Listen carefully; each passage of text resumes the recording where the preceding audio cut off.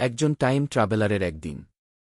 সূর্যের আলো যখন ঢাকার ব্যস্ত রাস্তায় ঝিলমিল করছে, তখন আমি নিউ মার্কেটের ফুটপাতে দাঁড়িয়ে আছি।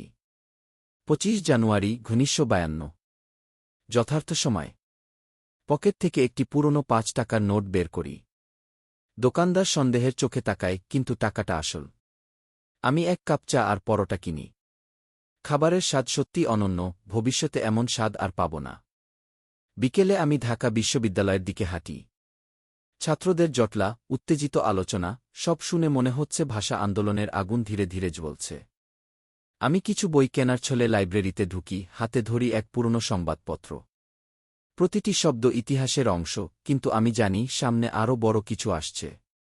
সূর্য ডুবে গেলে আমি বুড়িগঙ্গার ধারে দাঁড়িয়ে সময় ঘড়িটা পরীক্ষা করি। নির্দিষ্ট তারিখ ও সময় সেট করে বোতাম চাপি। বাতাস কাঁপতে থাকে, রাস্তার লণ্ঠনের আলো ম্লান হয়ে যায়। চোখের পলকেই আমার চারপাশ বদলে যায়। আমি অবাক হয়ে তাকাই, এটা তো ২০২৫ নয়, বরং ১৭৫৭ সাল, পলাশির যুদ্ধের ঠিক আগে। আমি দীর্ঘশ্বাস ফেলি। টাইম ট্রাভেলিং রোমাঞ্চকর হলেও কখনো কখনো এটা সত্যিই ক্লান্তিকর।